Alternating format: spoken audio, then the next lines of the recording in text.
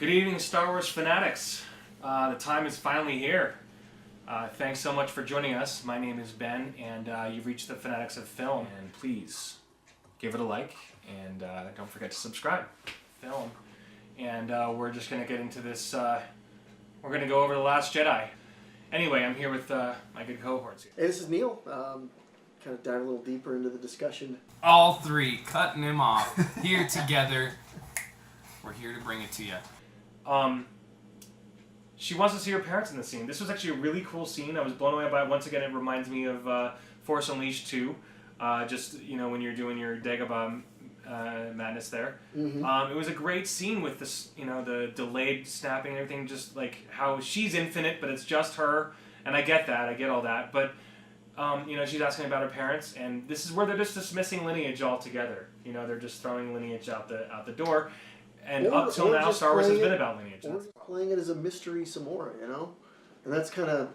I guess. This was one of the best parts for Rey as far as, you know, her character development. And then it just, you know, quite literally and figuratively stopped at a freaking wall, you know? Yeah, she just really did. And it just left it right there to where her character just almost developed, but then it left me hanging like, okay, I guess I'm waiting for episode 9 before I actually see what, you know, Rey develops into, or how her character actually deals or comes out of these particular circumstances. Yeah, but really just kind of hit a wall. As far as... This was one of the only scenes where I was invested in Rey, because up until this point in the movie, like, anytime Rey was on screen, I kind of was like, eh. Like, I wasn't interested in her, it would be Luke. But up until this point, this scene, it was good. It was good editing, some character development for her. We kind of see her like, maybe she has a reason to go to Kylo and kind of has a reason to be like, wow, I'm so alone, like, rah, rah, rah. or try to find out, because Luke, and this was the kind of thing I was jumping back with the teaching thing, because, you know, Luke freaks out about the dark side, you know? So then all of a sudden Rey goes into the dark, holy, you know, planetary abyss, whatever the heck it is. You know, because, obviously, Luke freaks out. Yeah, well, I'm going to go find out what the heck this is all about, you know? It's just like, hey, kids, don't do drugs. Well, okay. And then you smoke a little herb for the first time, and you're like, is this what people were all just kind of freaking out about? Seriously? Yeah. This ain't nothing, you know? And that's kind of what Rey's going through, you know? Yeah. She's like, hey, I'm going to dive into this dark side thing, and, you know, oh, this isn't anything. I'm going to go confront Kylo. Oh, this is not what I really thought. And here Luke was freaking out about it. You know, I want to go a little deeper, you know, that kind of thing. So yeah, that's kind of where I was. Which is why I was sad she didn't actually join the dark side. Right? No, that would have been a cool development for her to go full dark side and kind of. I wanted her to join so bad anyway. What do you mean deeper and deeper? Well, there's that direction too. But my point being that, you know, instead of taking that thing head on, just like, okay, here's what the dark side is, and here's what it means to you, and here's how it resides. You know, hey, let's see the balance inside of you, but then let's freak out because you've actually got one side in there. You know? I just feel like this was a shame, because they just keep, you know, I'm one of the old school guys who likes the idea of lineage. I know a lot of people just love the fact that she's not related to anybody, and I get that. That's fine. I mean, she's related to people who are not even part of the story anymore, which is fine. However, you know, any of you Game of Thrones fans, you know, Game of Thrones is all about families and houses and all these things. It's such an important thing, and it can be really a cool thing. I think families are cool. That's why I think that lineage is cool. Well, it's very much how you connect so many characters together. And that's what it's always been about. It's because always been about otherwise you bloodlines. have these a ton of characters that come from different places, but if they're not connected either by bloodline or some other particular, you know, family unit, it doesn't have to be blood, but some other particular family unit, then that's how you connect with them. So we're gonna keep this was a great moment. I'm so sorry. Did you want to talk more about that? No, okay. I'm gonna have this was actually this was a great moment, because she expressed exactly how I felt at this moment. I felt so damned alone. That's the way you. That's what this movie did to you. That's what it makes you feel. At least that scene, this whole thing, it makes you feel alone, and that's That's what this movie did to me. It made me feel alone at the end. But anyway, we're not going to get into that. But yeah, she's expressing how the entire audience felt, or at least that's how I felt.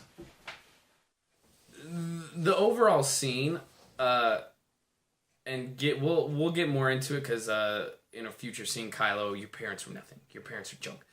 I would love to see Rey and Kylo be brother and sister. I know it's probably completely never going to happen at all. Never going to, because there's that one scene in The Force Awakens where Han looks at Rey like almost fatherly, and it's like, it would be surprised. People did talk about that, but yeah, I mean, they're so far trying to go so far away from any lineage. I know. I would probably bet like 10 grand that they would never do that. I'm almost tempted to take that bet. Great. No, I think Alex has got a great point, because that would kind of go along with what they're doing as far as, Kylo making us think about that. Because he doesn't really know. You think he knows? No. Of course he doesn't. He's just kind of filling her head. He's trying to collapse her and bring her over to the dark side, or get her feeling just as alone as he does, so he can join forces with her.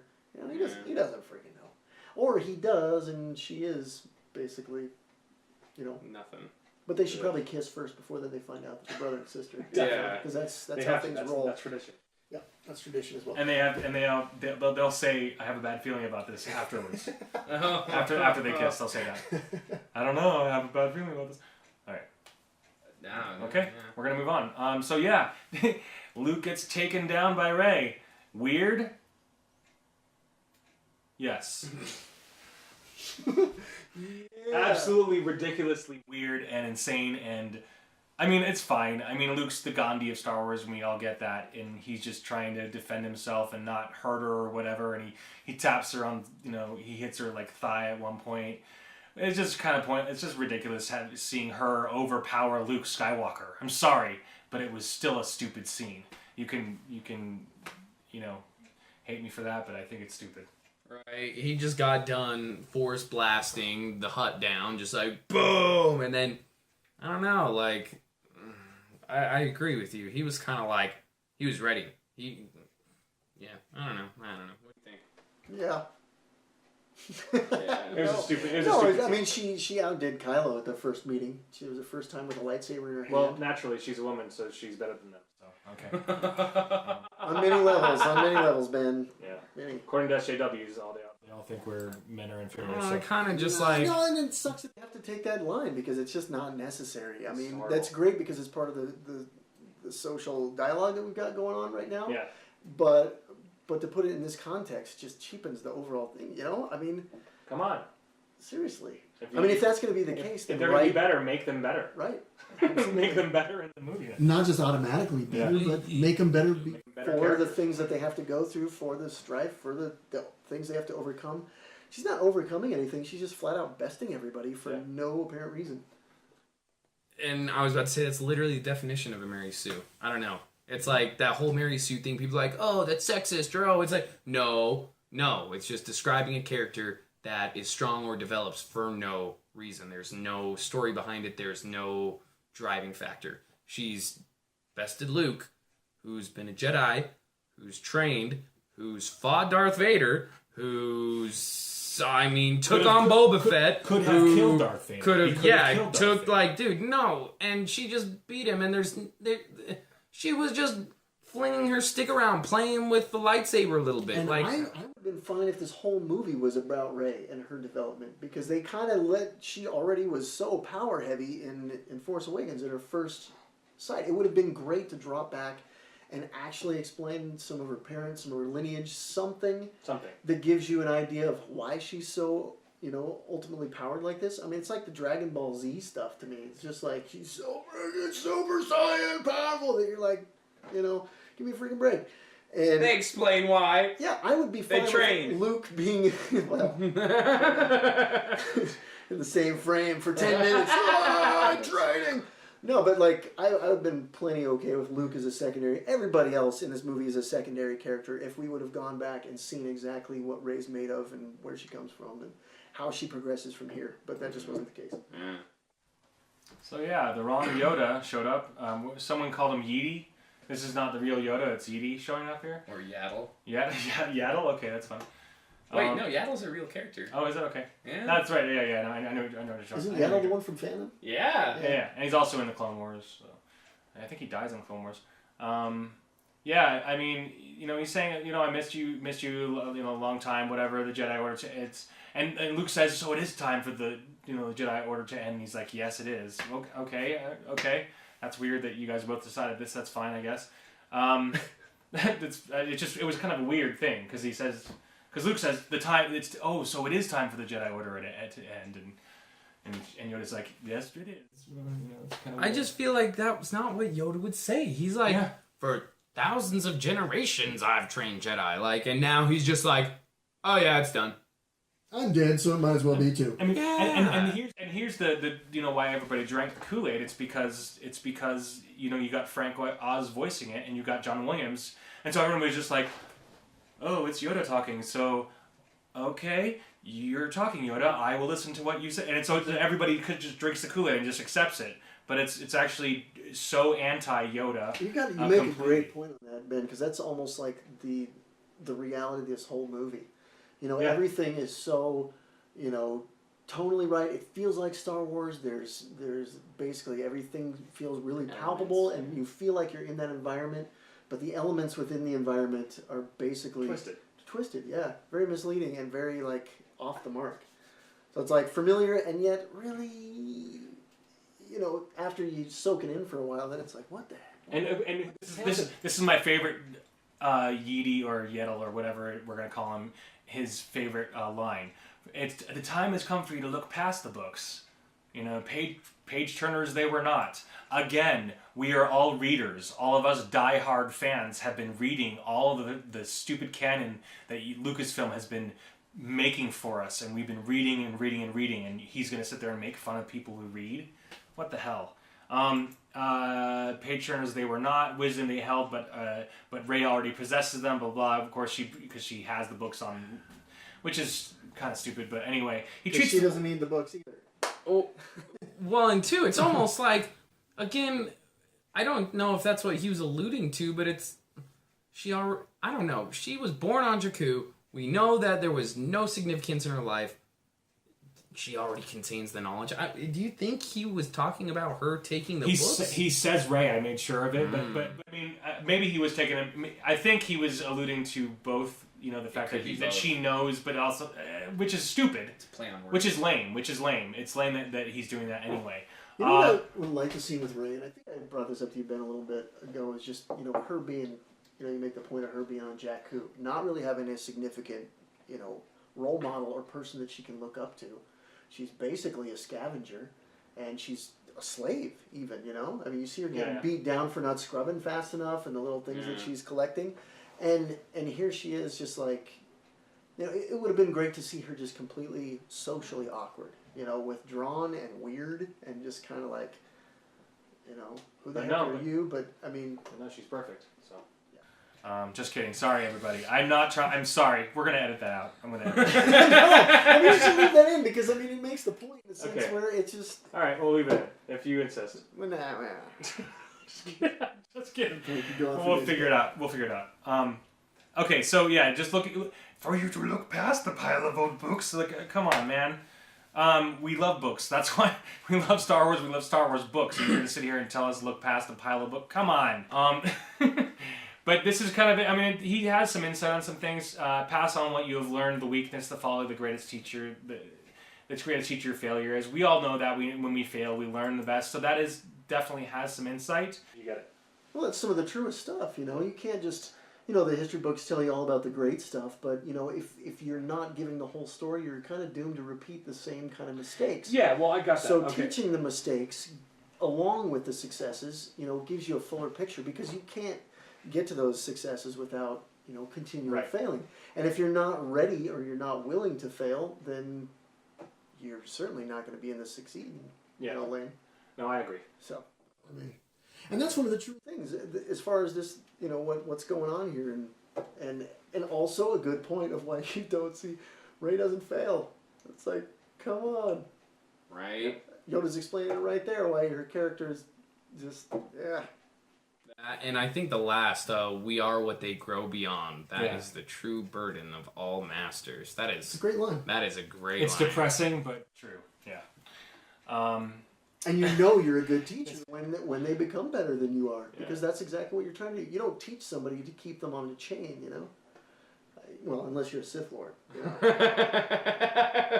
Right? But, So again, stupid stuff where Holdo is saying that we had a fleet. We're down to one ship. He told us nothing. Basically, Poe is just complaining about Holdo just holding everything in. Holdo holding everything in, not allowing anybody to know her plan and just being firm about it because she's superior. Tell us you have a plan. She's like, doesn't tell him anything. Anyway, it's pretty stupid. Any you guys have any thoughts about that? I mean, that's what Ronnie said. He was just like, right when we got on that first time we saw the movie, he's just like, all she had to do was tell the people what her plan was. There would have been no mutiny. There would have been any of that crap. I would have much rather have seen mutiny happen from something else, like from something way cooler, like from, there's an actual traitor on board, or there's an actual threat on board. There's an actual problem, and having them to deal with that. Like someone formulating a mutiny that's a traitor, but not giving themselves up. Like there could have been so many other great ways to formulate a mutiny. like so when Rose and Finn basically trap the spy who gives them the plans, and they somehow wrap him up because they can't take him with them, and then escapes by somebody else, and then starts the mutiny saying that they've got to go after Finn and Rose because they stole this and blah blah. Yeah. That could be dope. So once again, this shows us why Rey is so powerful. She's the light to meet the darkness. That's what this movie is explaining it as. Which I guess that's fine. Yeah, I guess if that's what she is, if she's just like the purity of the light, and that's why she's all powerful, because she is basically the coalescence of the light side of the Force. Which is fine, but the problem is that all I see is just a conduit of the Force. I don't see a person, so it's hard for me to gravitate to that or to care about it. Like if it's just the Force meeting the dark, there's not a person that's attached to that. I mean, it is a person, but anyway. It doesn't feel like one. And as far as like what he's saying, as the darkness rises, the light to meet it. Honestly, from what we've seen on camera, while Kylo is a cooler character, I have to say I think Rey's more powerful. As far as the Force goes, she Jedi mind trick according to everything you've seen, Absolutely. like hand-to-hand combat with Kylo, like the Force, like when they're trying to grab it, like she's stronger than Kylo, and I don't know, somehow she's much more focused, because I mean most of Kylo's Force power is just raw passion and stuff like that, but very unfocused. He's kind of slippery around the edges and can't bring it together sometimes. Certainly isn't staying on task, because he still kind of gets outdone by Luke and outdone by Rey. And Rey is just completely focused with every turn, Right. It's still kind of though, like, okay, so Kylo started getting stronger, and then, I don't know, the way he words it, he's like, as the darkness rises, the light rises to meet you. No, Kylo's here, and then Rey just out of nowhere, boom! Boom! She's up here! Like, yeah. It is kind of the light rises to completely encompass and fold you. Nothing. It's like it's like this seesaw, and somebody just jumped on one side and they went. Just anyway. Okay, whatever. Okay, whatever. Snoke, thanks for enlightening us with this crap. So. This is a funny moment, like with Kylo calling Rey. This is I didn't take images of the battle, because everybody knows the crazy battle. This is right after they kill Snoke and everything.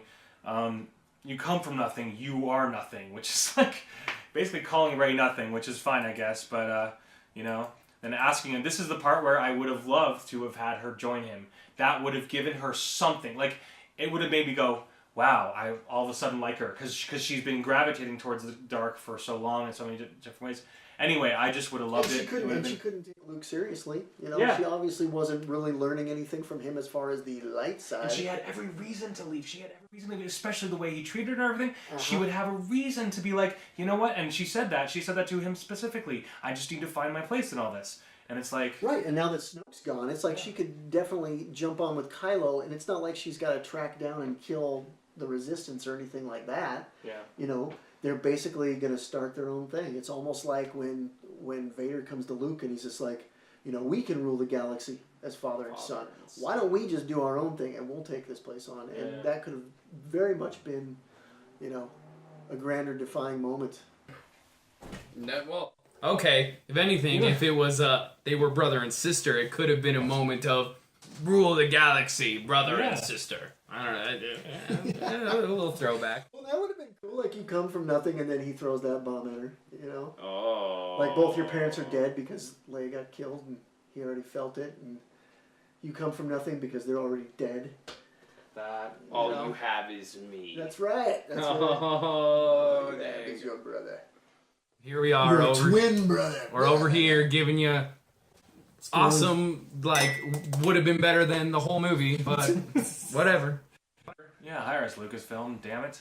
No, I'm just, so this was I did like this. You know, them fighting over the lightsaber, and the lightsaber. You know, our iconic, famous lightsaber, the one that Luke had thrown over his shoulder, so nonchalantly, is now being severed in half here by the two most powerful, apparently the most powerful force being still alive here at this point. Oh no, we lost our red screen. What are we gonna do? Right.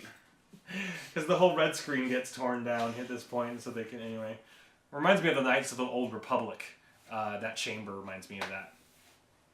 Yeah, it does. You know, I gotta say, you know, I wasn't a big fan of Kylo to begin with. You know, and it was because of some of the mask too. Because I kind of thought it was cheeseball when Force Awakens came out, and I was just like, meh.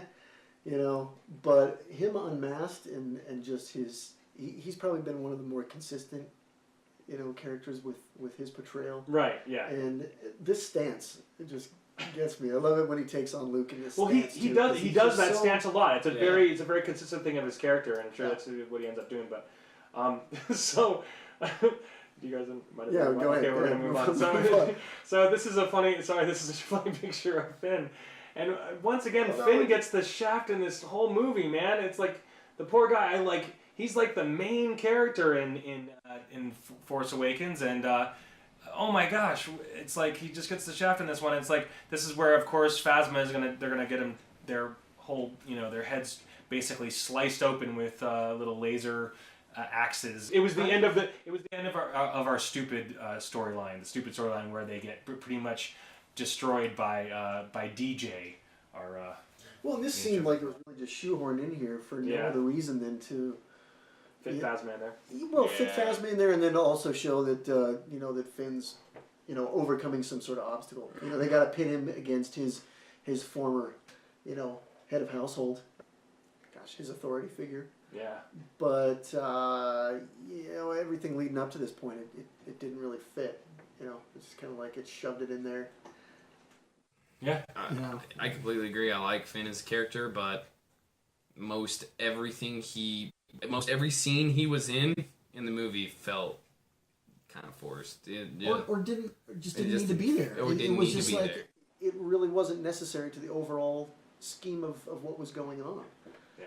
You know, even when he takes on the walkers and he's going straight for the laser cannon and he's trying to just kill himself. I mean, that was not really all that necessary either. Yeah. Right. Well, and two, it's like even if they wouldn't have gone to Canto Bight at all, it wouldn't have changed anything. It wouldn't have changed. You could take out those scenes, play the movie, and besides a little dialogue funky with Finn and Rose. Besides that, it'd be fine. Nothing. Well, and their whole tracking, you know, at light speed kind of thing was never really disarmed or never really taken out. So that was completely pointless, and the ship gets destroyed anyway, so that was also pointless. And I mean, that side, you know, and it sucks because I really enjoyed the whole cat and mouse of this episode, you know, because it was, where the other movies kind of move over to getting to a complete, battle. It's like them going from one planet to another and finding the characters and building it up to a final confrontation with a big boss. It was cool to see the way this movie had a big battle at the beginning and then was just this total cat and mouse chase throughout. And I enjoyed that approach. But it was chaos. It wasn't like you could have. Anyway, it could have been a lot cooler. But yeah. One of the things that I found. Trying the positive there. Sorry about. No. So good visual of the lightsaber exploding. I'm sorry. I do love this scene. So this is really quickly. And speaking of positive, we're gonna get positive here. This is actually one thing that I really noticed that was really cool. So we have our three different stories that these are three different stories that are coming together, and they're showing all the outcomes, and all the outcomes happen at the same time. So we have three simultaneous things happen here. We have Haldo punching the ship into hyperspace, and we have Finn and Rose are almost going to be killed.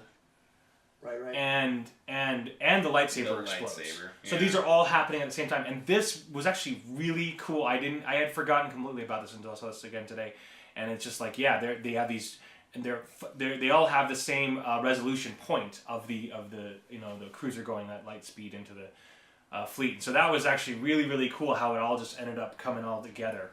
That was cool. That I was definitely a fan of that, and that was definitely a strong point. Anybody? No, I agree. I thought the same thing when I first watched it through. I thought that too. I was like, oh man, that was just good storytelling as far as like it's all coming together. Yeah, everyone came together at a single point, and the shot was awesome. Like, I mean, I remember in the theater seeing it all go black, boom, and just like, oh, dude, yeah, that was sweet. It was effective. It was very effective, and it was great the way they all coalesced at the same time. The tensions were all kind of hitting their apex, and everything just kind of, and that's where the silence was a fantastic juxtaposition to all that was going on. I mean, it hit hard on me, and certainly in the theater, I mean, that's very unlike, especially in the prequels when Lucas was throwing so much at you all at the same time, that to have this kind of like pause and actually intentional delay was fantastic. Yeah, it was an answer to the many Death Stars that we've seen explode. Right? Yeah, absolutely. And a lot of people had major problems with this, and I get it. I get why, man. I totally get why. Like, a lot of people would have open, huge arguments about it because, it's like, why didn't they start doing this and using this as weapons? Why didn't they just use, why don't they just hyperspace any ships into anything, and then you can just destroy it. And I almost feel like there has to be some scientific thing for it, because we see Han, like Neil was saying, Han flies at hyperspace to get into the shield, right?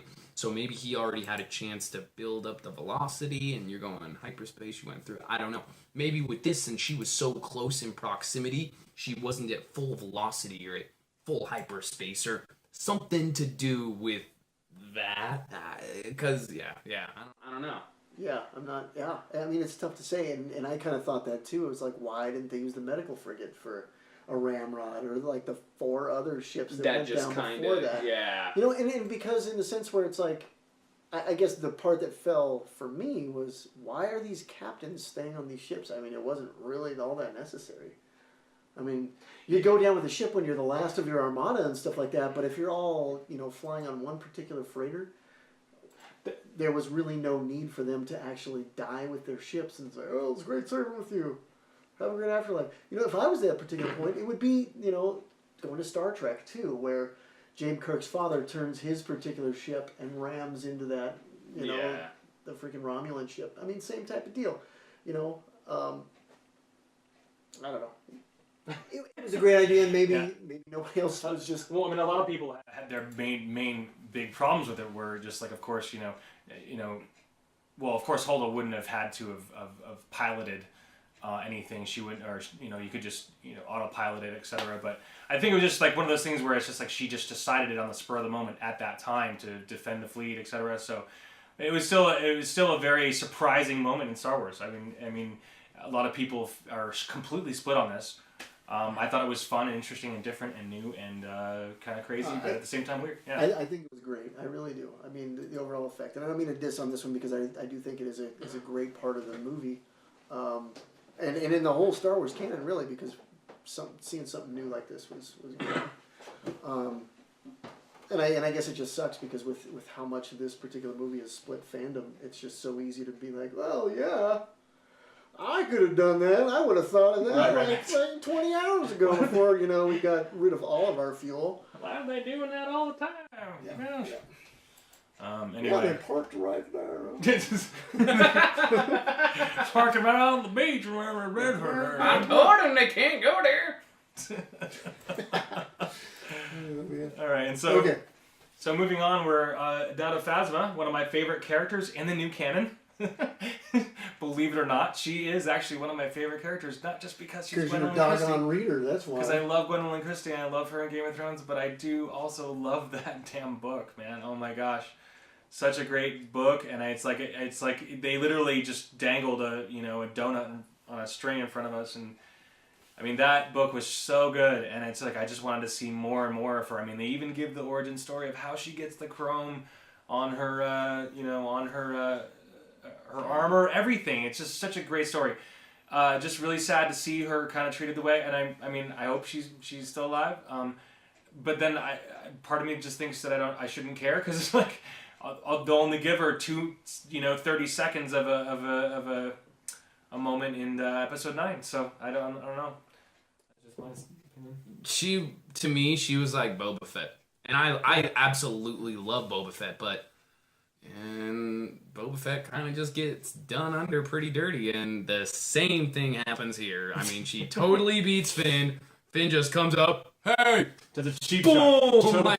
Cheap shot. Yeah, what's crazy about that is that's a great point because Boba Fett wasn't really that cool in the movies. I mean, if you think about it. Yeah, but everybody loves him. But everybody loves him because he looked cool. He just had that demeanor that was just like, laid back bounty hunter. But yeah, I mean, you could tell that he is smart and he disintegrates you. Yeah, exactly. But the funny thing is, you see him flying his jetpack, his jetpack explodes from Han accidentally. He flies in he goes in the Sarlacc pit. It's like you don't really see all that much of his character, but just the fandom for Boba has been huge and totally right. Same thing with Phasma. I mean, her screen time, if we really look at it, hardly anything. And this is so unnecessary in the sense of what screen time she has. I mean, building up to this particular moment without anything prior to this of her awesomeness, Yeah. It's kind of, she totally got done dirty. Yeah. Just like Boba.